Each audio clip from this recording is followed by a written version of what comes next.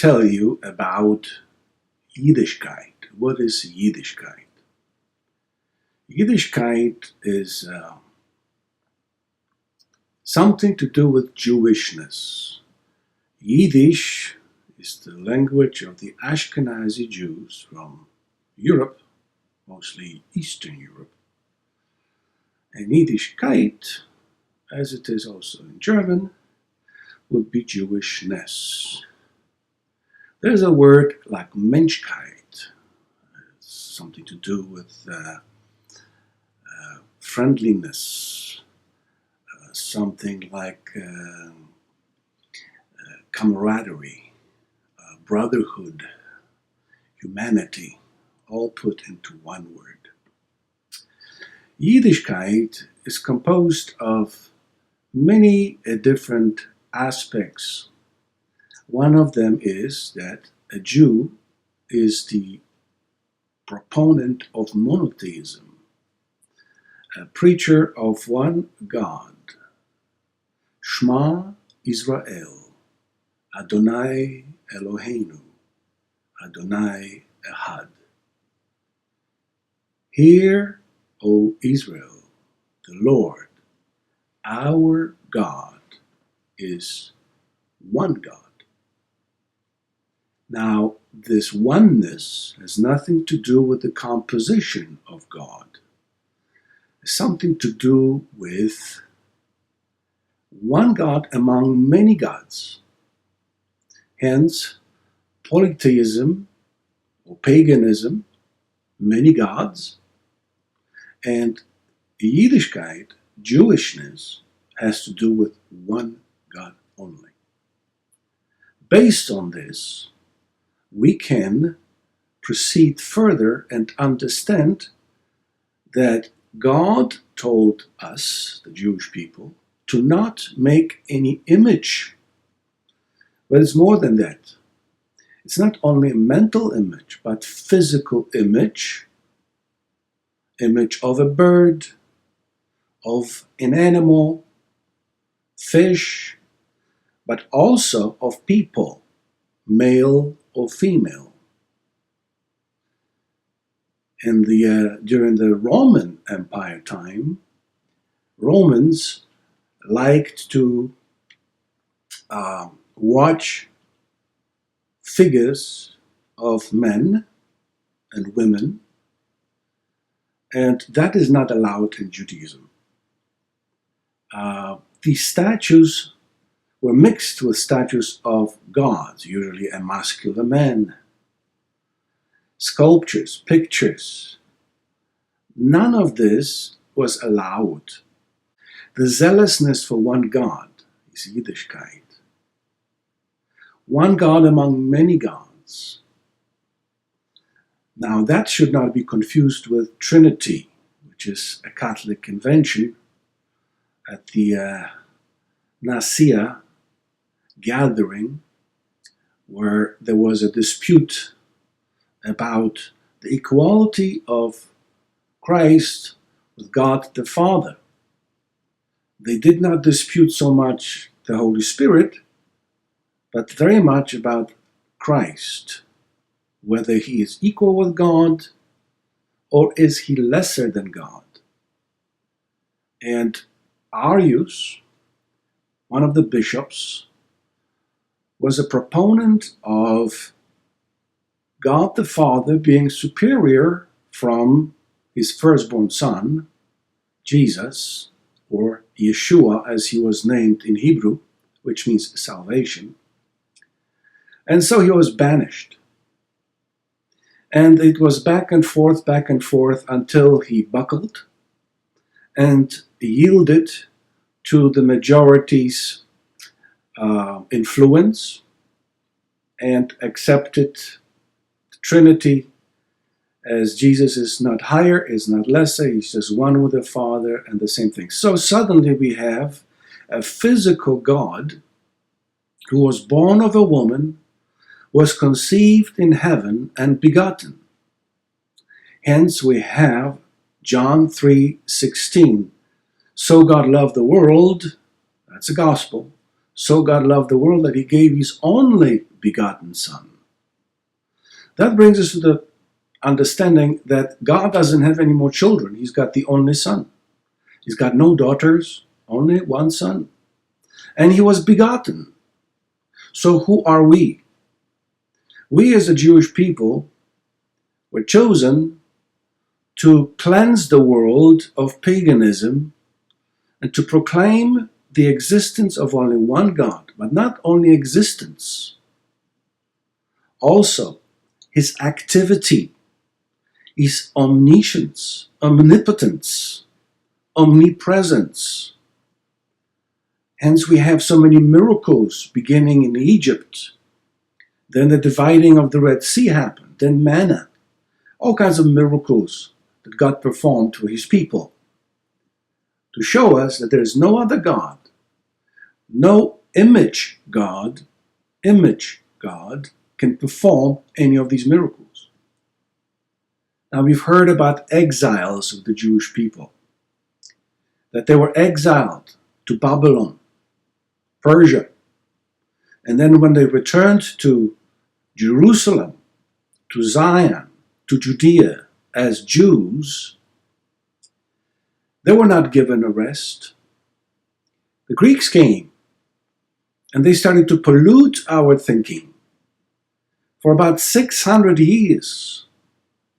That's a long period of time until the Maccabees rebelled and started a partisan type warfare.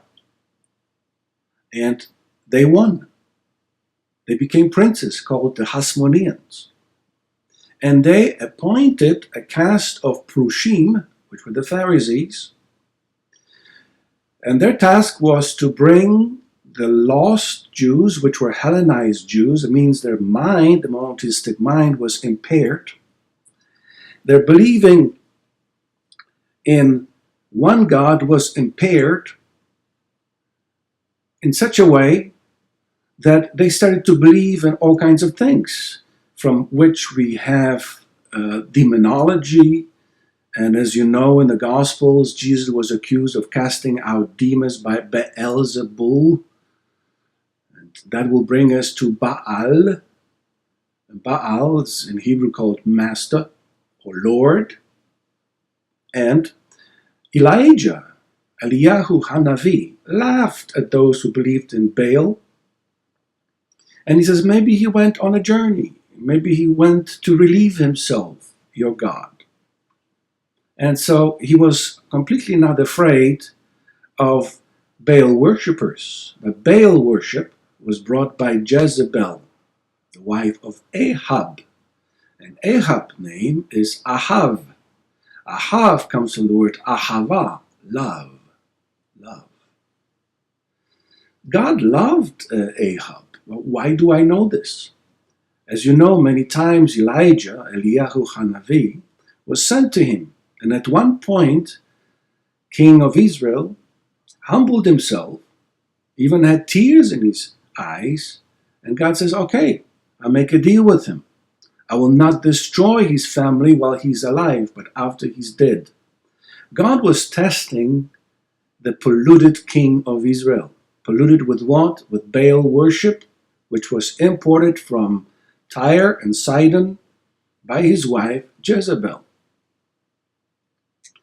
And Elijah was afraid of her, but he was not afraid so much of Ahab. Ahab was his kin. But Jezebel was foreigner.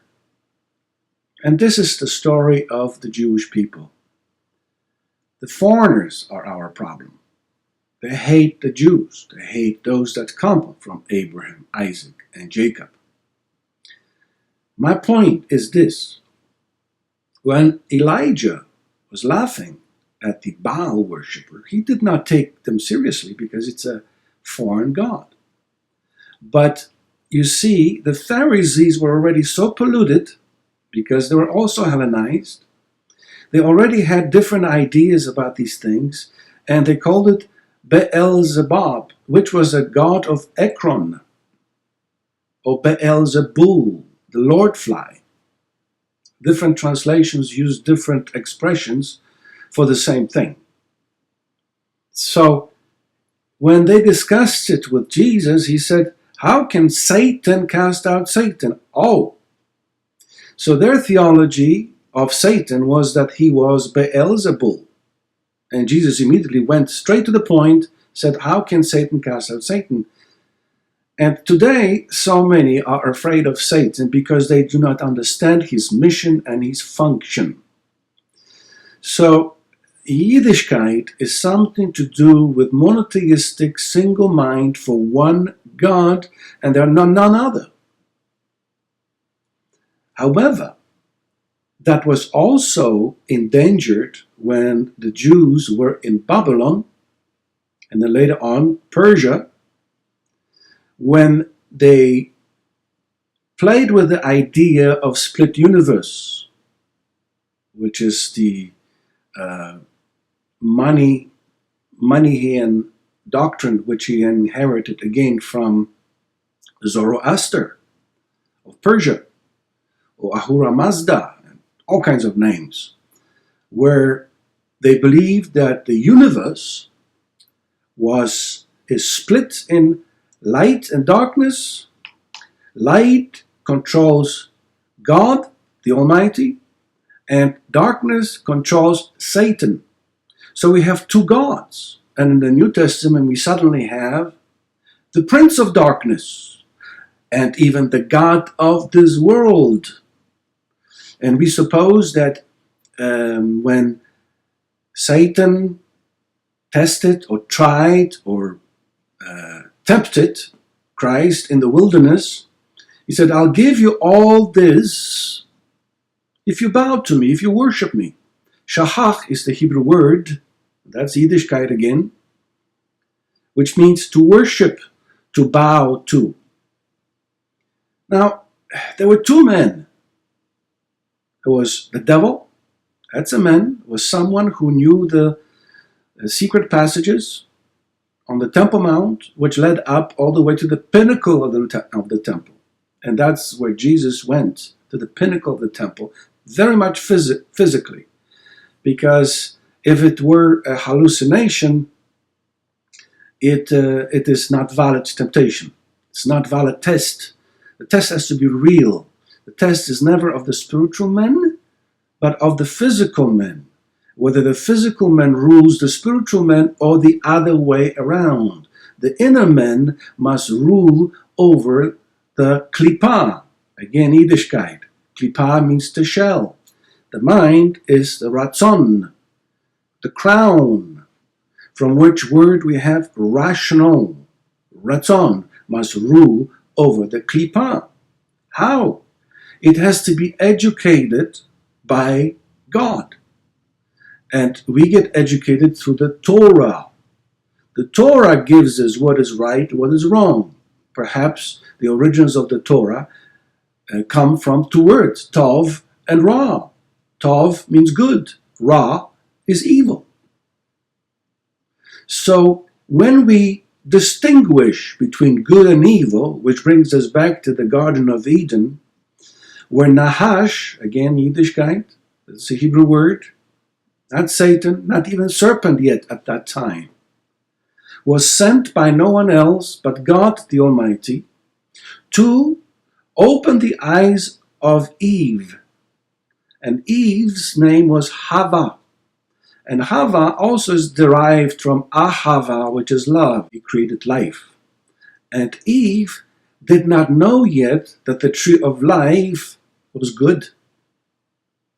She did not know that one tree is better from the other. And her eyes were not opened to behold the tree of life first, but to see the tree of knowledge. And suddenly that tree became desirable, attractive. It was not so. So that was a further creation, of God in her. Why? Because in the very beginning, Genesis 1, verse 26, God says, I want you to multiply and male, fill the earth with your kind. So God did not want them to stay in the Garden of Eden and kind of multiply in that garden. No. God wanted them to fill the entire earth with their special kind of people. Hence we have the discussion, who is from Adam, who is not? Because actually there were other people, which is a big secret, which I just let out from the bag. So this you have to understand. So now the desire is there. She eats of the fruit because she wants to be wise. And now she has the power of choice. With that power of choice, she gives the fruit to Adam. He eats, and he has the power of contrast, distinguishment, and choice. Based on these, he can now choose. All of a sudden, the desire is also created, and this desire was for each other. They saw each other naked. Before they were not ashamed, suddenly they are ashamed. That's not the shame that we speak about daily. It was a different shame. It was more an embarrassment. They got red cheeks. Because they desired each other sexually, which God planned to be so in the first place. How could they fill the earth without it? Then in Genesis 3 verse 22 we read, God says, now man has become like one of us. Who is the us? The us is God, the firstborn son who was already with God then, the Holy Spirit, which was always there, because in the beginning, Holy Spirit was brooding over the surface of nothingness, and the angels, and the souls of many of us were as well. I add to it that there were other people who overcame in different epoch of time, in a different era. They conquered death and became God's sons, and they were in that translated state, which would explain later on how angels could touch someone physically.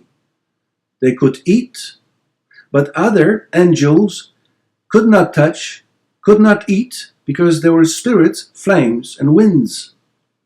The overcomers were able to touch you physically. And the example of this, we have a translated Philip in the book of Acts. And then we have also the resurrected Jesus, who appeared and disappeared. He ate fish, he ate bread, he had breakfast. So he had to also eliminate, and then he disappeared. Therefore, he was interchangeable. That's what happens to anyone who overcomes death, overcomes sin. And those who have overcome sin, they have also overcome sexual desires. And in reference to this, Yeshua, Jesus said, in the resurrection, we will not give in marriage, we will not marry, will not multiply. We'll be like angels. Angels are genderless. Therefore, those who overcome the former things, they no longer succumb to it. Therefore, the sons of God could not come from heaven and copulate with human women and produce giants. Giants came from the clash of genes. The Adamic genes through Cain and later on through Seth. And we have different giants, peaceful, kind. They did not bother anybody. But there were many giants who were violent. And they were rather gentle giants. And they were easily defeated by the much smaller size Israelites. Having said all of this, now we come back to Yiddishkeit. What is Yiddishkeit? Yiddishkeit, I gave you just a little drop in a bucket of what we understand and what we know. Confusion is not of Yiddishkeit. Clarity and oneness. What is oneness? God is one, and anything created points back at Him as the one God. That's Baruch Spinoza, a philosopher, Dutch philosopher, who believed and wrote about it, that all particles in the entire universe point back to the one. Today scientists come up with the idea of the single original molecule and the Big Bang. They're not so far off from monotheism. Everything comes from the one. Logic takes all the fragments, isolated fragments, let me say, and makes them into one. That oneness is logic. Logic is of the Spirit of God. We may understand that Ruach HaKodesh, Yiddishkeit, which means the Holy Spirit, is as God's wife, as we would have it.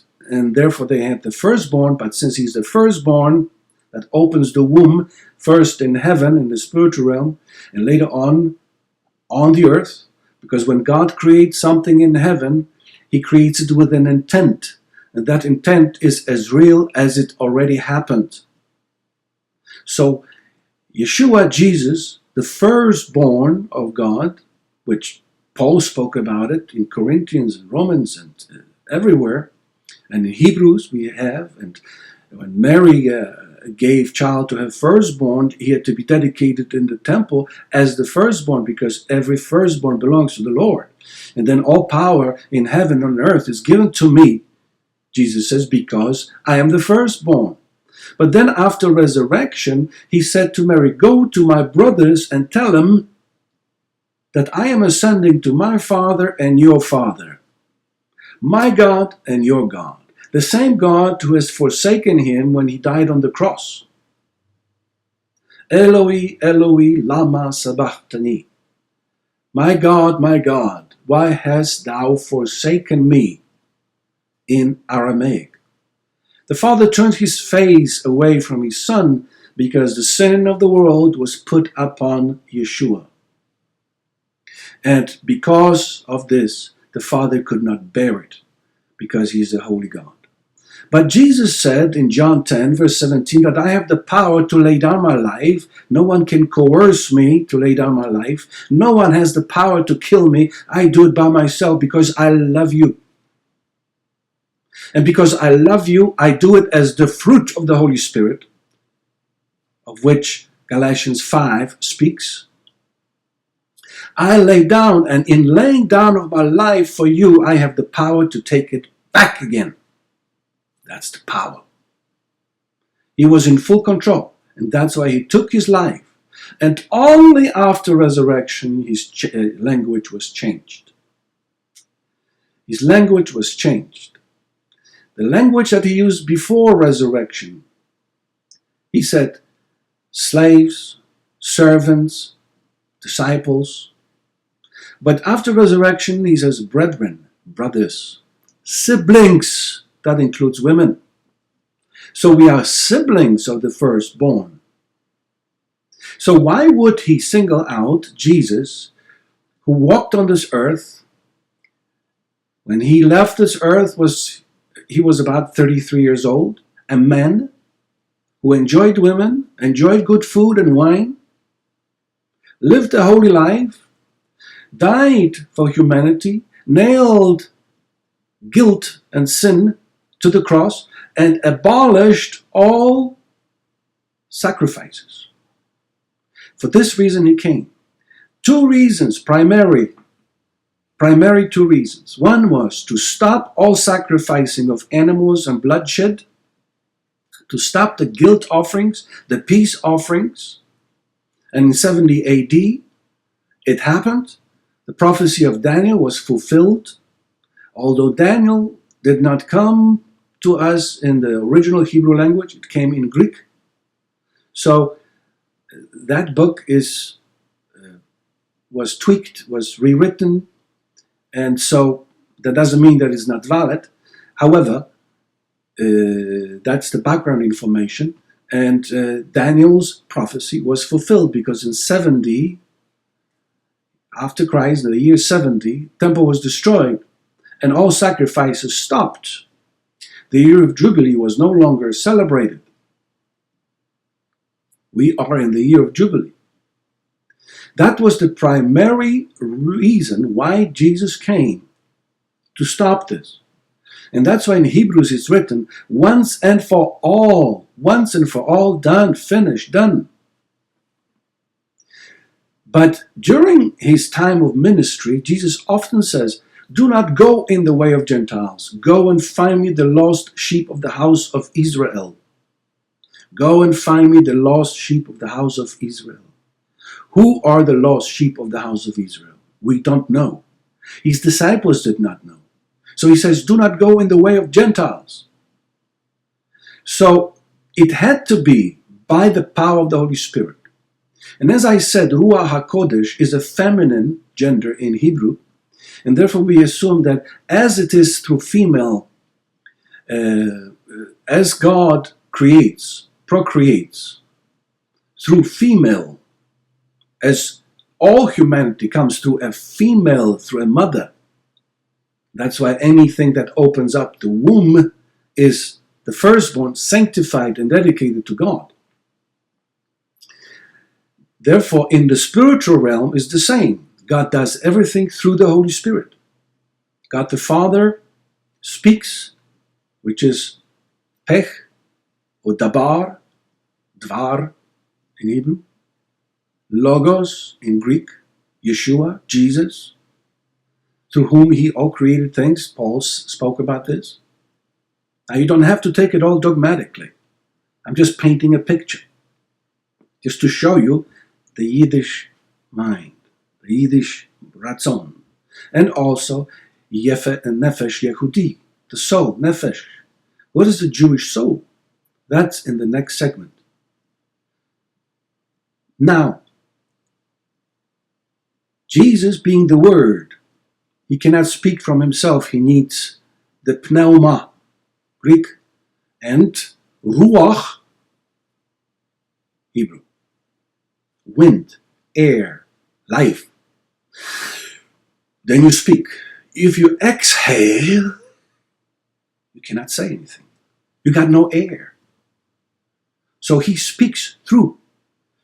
Then the Father does nothing without the Holy Spirit, because he also uses the Holy Spirit in procreation, as the whole creation was done through the Holy Spirit. Jesus has done no work of power without the Holy Spirit. And he was dependent on the Father. Because whatever the Father did, the Son did likewise. So if the Father speaks, the Son, the firstborn Son, speaks.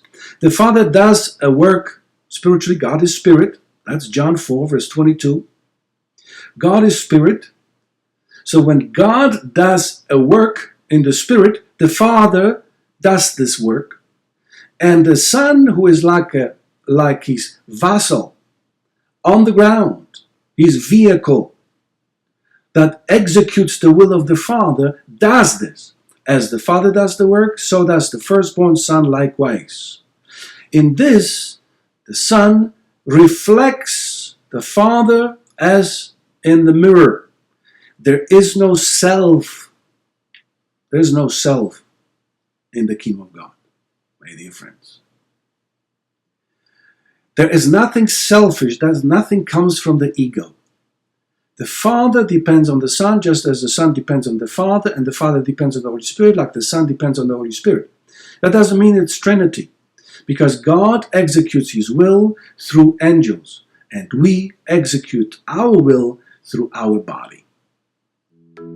Thank you.